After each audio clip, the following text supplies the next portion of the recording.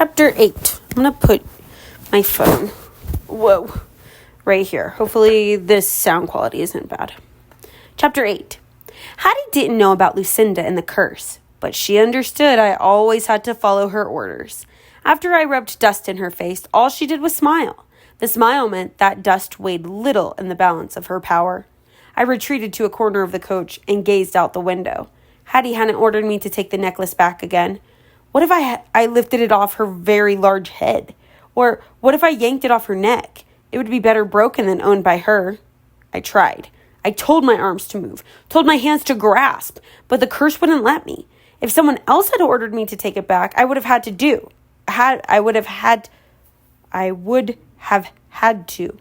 But I couldn't will myself to reclaim it, so I made myself look at it to become accustomed to the sight. While I stared, Hattie stroked the chain, gloating. In a few minutes, her eyes closed, her mouth fell open, and she began to snore. Olive crossed the carriage to sit next to me. "I want a present to show we're friends, too," she said. "Why don't you give me a gift instead?" The furrows in her forehead deepened. "No, you give me." In order. "What would you like?" I asked. "I want money. Give me money." As he'd promised, Father had given me a purse of silver kgs. I reached into my carpet bag and pulled out a coin. "Here you are. Now we're friends." She spat on the coin and rubbed it to make it shine. "We're friends," she agreed. She crossed back to her former seat and brought the coin close to her eyes to study it. I looked at the snoring Hattie. She was probably dreaming of ways to order me about. I looked at Olive, who was running the edge of the kg over her forehead and down her nose. I began to long for finishing school. At least they wouldn't be my only companions. In a few minutes, Olive joined Hattie in slumber. While I was certain both of them were soundly asleep, I dared to fetch Mandy's other present, the book of fairy tales, out of my bag. I turned away from the two of them to hide the book and to catch the light from the carriage window. When I opened it, instead of a fairy tale, I found an illustration of Mandy. She was dicing a turnip. Next to the turnip was the chicken I had watched her pluck that morning. She was crying. I had suspected she was fighting back tears while she hugged me. The page blurred because my eyes filled with tears too, but I refused to cry in front of Hattie and Olive, even if they were asleep. If Mandy had been in the coach with me, she would have hugged me and I could have cried as long as I liked. She would have patted my back and told me. No, those thoughts would make me cry. If Mandy were here, she'd tell me why it would be big bad magic to turn Hattie into a rabbit, and I'd wonder again what fairies were good for. That helped. I checked to make sure they were still sleeping. Then I examined the next page. It showed a room that probably was in King Gerald's castle because Char was there and the crest of Kira was painted on the wall above a tapestry. Char was talking to 3 of the soldiers who had been in the ogre's guard at the menagerie. I puzzled about the meaning. Maybe an explanation would follow. I turned the page and found 2 more illustrations, neither one of Char or soldiers. On the verso was a map of Frel. There was our manor bearing the legend Sir Peter of Frel. My fingers traced the route to the old castle and onto the menagerie. There was the south road out of Frel, the road we were on now, far beyond the map's borders, far beyond the manor of Sir Peter of Frel. The right-hand illustration showed a father's coach, followed by 3 mule-drawn wagons loaded with goods for trade. Father sat atop the coach with the driver, who was plying his whip. Father leaned into the wind and grinned. What would the book show me next? A real fairy tale this time. The Shoemaker and the Elves. In this version, though, each elf had a personality, and I came to know them better than the shoemaker. And I finally understood why the elves disappeared after the shoemaker made clothes for them. They went away to help a giant rid himself of a swarm of mosquitoes too small for her to see. Although the elves left a thank you note for the shoemaker, he put his coffee cup down on it, and it stuck to the cup's damp bottom. The story made sense now. "Your book must be fascinating." "Let me see it," Hattie said. I jumped. If she took this from me too, I'd kill her. The book got heavier as I handed it over. Her eyes widened as she read, "You enjoy this? The life cycle of the centaur tick?" She turned pages. "Gnomish silver mining and hazardous terrain?" "Isn't it interesting?" I said, my panic subsiding. "You can read for a while. If we're going to be friends, we should have some of the same interests." "You can share my interests, dear," she returned the book. Our journey taught me what to expect from Hattie, and at the inn on our first night, she informed me I had taken the space in their carriage that would otherwise have been occupied by their maid. But we shan't suffer because you can take her place. She cocked her head to one side. No, you are almost noble. It would be an insult to make a servant of you. You will be my lady-in-waiting, and I shall share you with my sister sometimes. Ollie, is there something Ella can do to help you? No, I can dress and undress myself, Olive said defiantly. No one said you can't. Hattie sat on the bed we were all to share. She lifted her feet. Kneel down and take off my slippers for me, Ella. My toes ache. Without comment, I removed them. My nose filled with the ripe smell of her feet. I carried the slippers to the window and tossed them out. Hattie yawned. You've only made extra work for yourself. Go down and fetch them. Olive rushed to the window. Your slippers fell into a bucket of slops. I had to carry the stinking slippers back to our room, but Hattie had to wear them until she was able to get fresh ones from her trunk.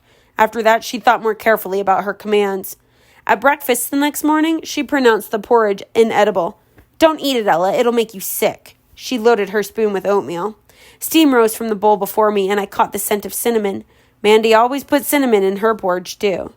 Why are you eating it if it's so bad? Olive asked her sister. I'm hungry. Yours looks all right. I'm eating mine even though it's vile. Her tongue licked a speck of cereal from the corner of her mouth, because I need nourishment to take charge on our journey. You're not in charge, Olive began. Sorry, my timer went off for my laundry. I gotta finish this chapter really quickly for you. Okay, let's see. Don't eat it. You're not in charge, Olive began. You don't fancy your porridge, miss? The innkeeper sounded worried. My sister's stomach is queasy, Hattie said. You may take her bowl away. I'm not your sister, I said as the innkeeper disappeared into the kitchen. Hattie laughed, scraping her spoon around her empty bowl for the last remnants of porridge.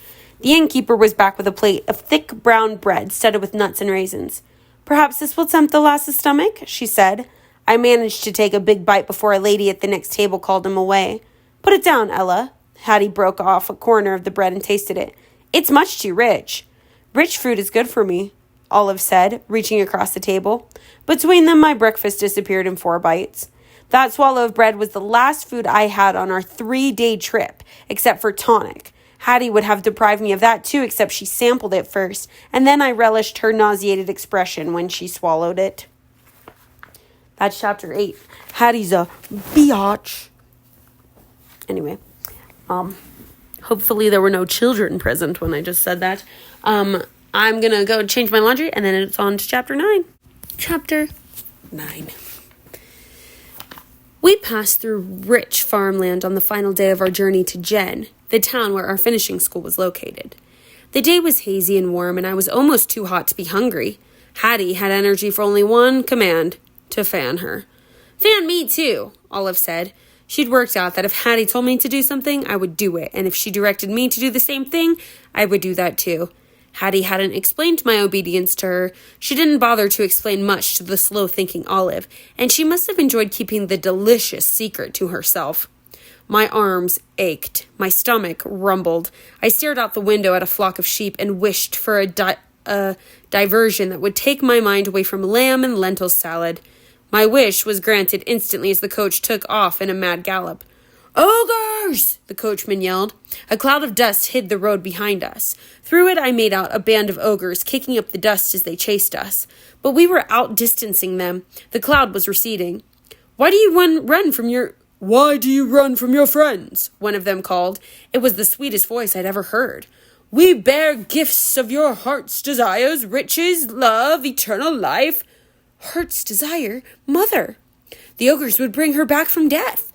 Why were we tearing away from everything we most wanted? Slow down, Hattie ordered unnecessarily. The coachman had already reined in the horses. The ogres were only yards behind. Untouched by their magic, the sheep were baaing and bleating their fear. Briefly, their noise covered the honeyed words, and the spell broke. Briefly, their noise covered the honeyed words, and the spell broke.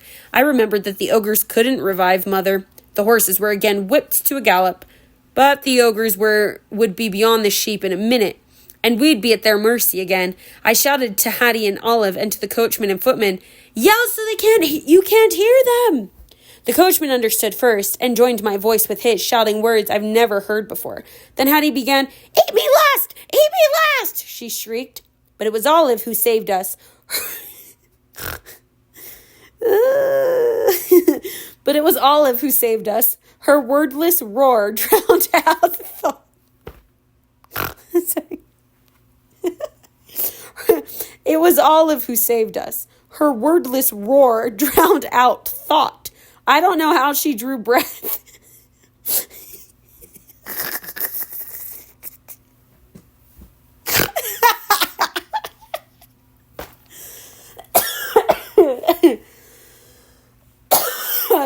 Sorry.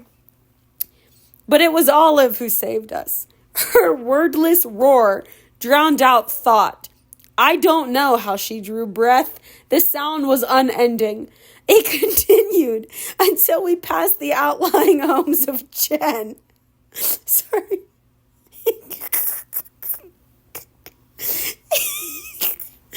It continued as we past the outlying homes of Jen, while the ogres faded from sight and while I recovered from my fright. I'm sorry. I could just, Olive's like, ooh, like she's just screaming at the top of her lungs to drown out the sound of these ogres. And Ella is literally just like, I don't know how this girl is breathing, because it's just one long unending sound, and it just continues until they're almost at their destination. It's so good. Quiet, Olive, Hattie said. Nobody's going to be eaten. You're giving me a headache. But Olive didn't hush until the coachman stopped the carriage, came inside with us, and slapped her smartly across the face. Sorry, miss, he said, and popped back out. That was so good. Finishing school was an ordinary wooden house, except for its enormous ornamental shrubs pruned into the shapes of wide-skirted maidens. It might have been the home of a not-so-prosperous merchant. I hoped the lunch portions were generous. The door opened as we drove up, and an erect, gray-haired lady strutted down the walkway to our carriage. Welcome, young ladies. She swept into the smoothest curtsy I'd ever seen. We curtsied in return. She waved a hand at me. But who is this? I spoke quickly before Hattie could explain me in a way I didn't want to be explained. I'm Ella, madam. My father is Sir Peter of Frel. He wrote a letter. From my carpet bag, I extracted father's letter and the purse he'd given me. She tucked the letter and the purse, after weighing it expertly in her palm, into her apron pocket. What a lovely surprise. I'm Madame Edith, headmistress of your new home. Welcome to our humble establishment. She curtsied again. I wish she'd stop. My right knee cracked when it went down. We just had lunch. So much for generous portions. And we're sitting down to our embroidery. The young ladies are anxious to meet you, and it's never too soon to start being finished. She ushered us into a large sunny room. Young ladies, she announced, here are 3 new friends for you. A room full of maidens rose, curtsied, then resumed their seats. Each one wore a pink gown with a yellow hair ribbon. My gown was stained and wrinkled from the journey, and my hair was probably limp and unkempt. Back to work, ladies, Madame Edith said. Sewing mistress will help the new pupils. I lowered myself into a chair near the door and stared defiantly at the elegance around me. I met the eyes of a girl about my age. She smiled hesitantly. Maybe my look softened, because her smile grew and she winked. Sewing mistress approached, bearing a needle, an assortment of colored thread, and a round of white linen marked with a design of flowers. I was to follow the outline and stitch the flowers in thread. The cloth would then cover a pillow or the back of a chair. After she explained what to do, sewing mistress left me, assuming I would know how to do it. But I never before held a needle. Although I watched the other girls, I could not thread it. I struggled for a quarter hour till sewing mistress rushed to my side. The child has been raised by ogres or worse, she exclaimed, snatching it away from me. Hold it delicately. It's not a spear. One brings the thread to it. She threaded the needle with green thread and returned it to me. I held it delicately as ordered. She left my side, and I stared stupidly at my task. Then I stuck the needle into the outline of a rose. My head ached from the lack of food. You have to knot the end of the thread and start underneath. The speaker was the lass who'd winked at me. She had pulled her chair next to mine, and sewing mistress will ridicule you if you so... A green rose. Roses have to be red or pink, or yellow if you're daring. A pink gown, similar to the one she wore, was spread across her lap. She bent her head over it to make a tiny stitch. Her dark hair was plaited into many braids that were gathered and woven into a knot high on her head. Her skin was the color of cinnamon, with a tint of raspberry in her cheeks. I couldn't help but thinking of food. Her lips curved up naturally, giving her a pleased and contented air.